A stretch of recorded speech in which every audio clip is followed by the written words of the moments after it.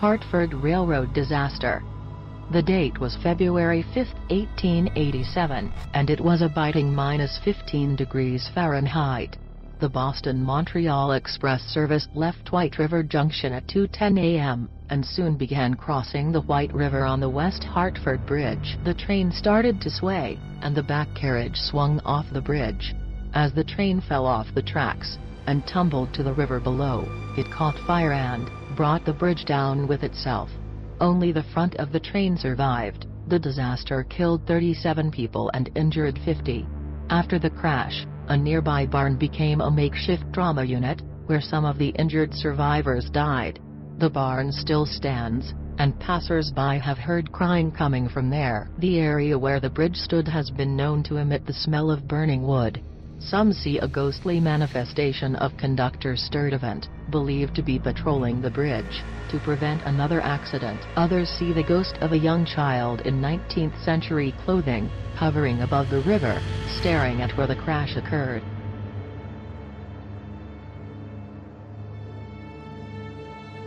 Brattleboro Retreat Tower. Previously known as the Vermont Asylum for the Insane, today the Brattleboro Retreat is still a treatment center for mental health patients. It was founded in 1834, and today there are 58 buildings on a sprawling 1,000 acres.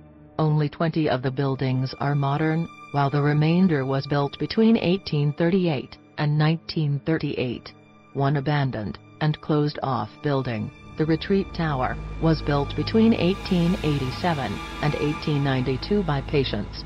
During that period, doctors believed that physical labor could improve patients' mental health. Legend says that the tower was closed shortly after being built because too many patients jumped to their death. One of the most common sightings today in the tower is a ghostly figure jumping, but never hitting the ground.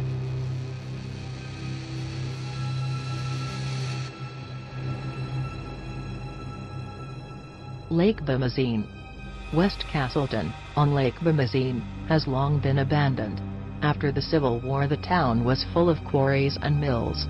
Immigrants from places such as Italy, Ireland, and Eastern Europe worked and lived in the bustling village. But in the 1930s, West Castleton was completely abandoned.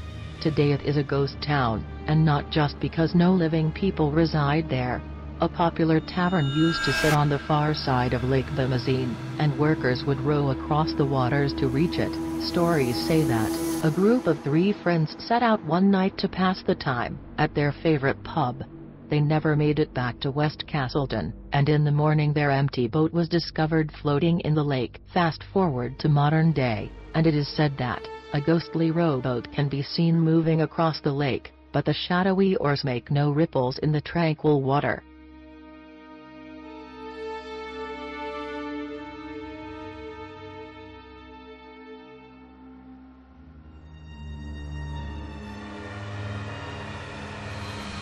Emily's Bridge.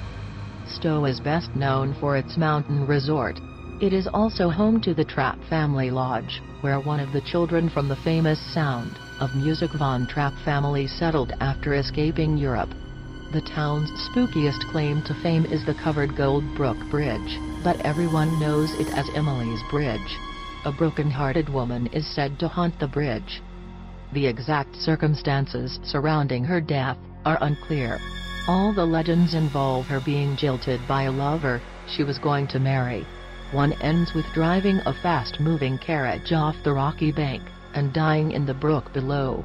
The other story says Emily hanged herself by the rafters of the bridge. Little historical evidence supports either story, but an oral history of bizarre occurrences on the bridge has circulated for decades.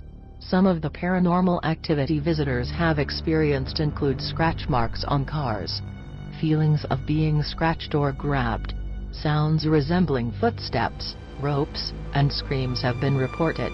Apparently, the more hostile manifestations have been aimed at males who cross the bridge. Full-body apparitions have also been reported, with most of the activity occurring in the hours immediately after midnight.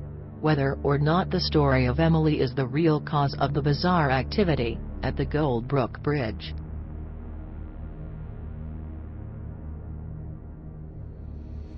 haunted stagecoach stops. In the Okemo Valley, a popular bed and breakfast is known for more than its locally sourced meals and historic architecture. The Golden Stage Inn, in its original form, was constructed in 1788. Originally it was a stagecoach stop in southeast Vermont.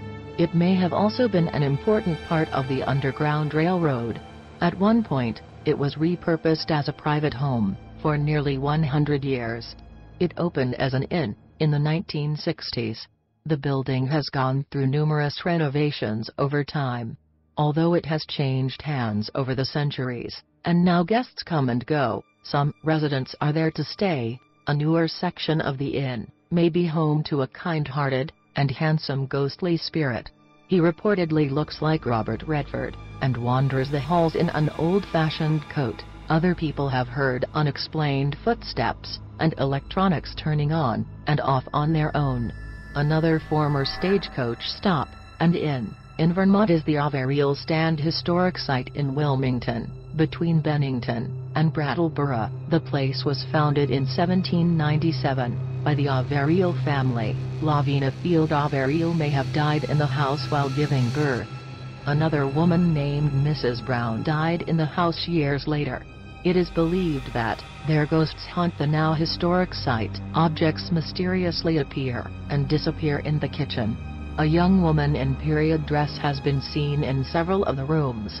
Dogs behave strangely at night, as if reacting to someone in the yard. Late at night, in the dead of winter, the doorbell will ring mysteriously, and there will be no footprints.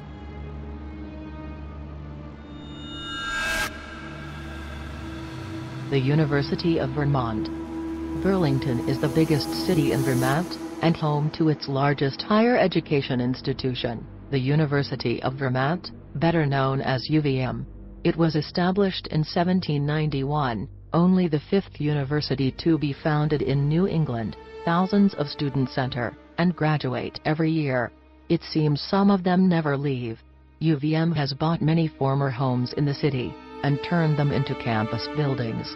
The Counseling Center is one such building, and people have reported seeing there the ghost of Captain John Knapp, the house's former owner. Knapp causes havoc by knocking over buckets and slamming doors and windows. The nearby Public Relations building was once owned by one Johnny Booth, and some think that he makes banging sounds around the building and speaks when no one else is around. The Bittersweet House is one of the most haunted buildings on campus. Multiple people have reported seeing full-body apparitions there. The ghost is believed to be Margaret Smith, who lived a solitary life in the house after becoming widowed at a young age until her death there in 1961. Some have seen, in detail, a woman with neat hair and a long dress. Other people have claimed to see a more blurry version of the woman. Perhaps one of the most tragic stories on campus is the residence hall converse. In 1920, a young medical student named Henry committed suicide there. Students have experienced lost items and unexplained movement of doors and windows. Apparently, the University of Vermont has more haunted buildings than anywhere else in the state.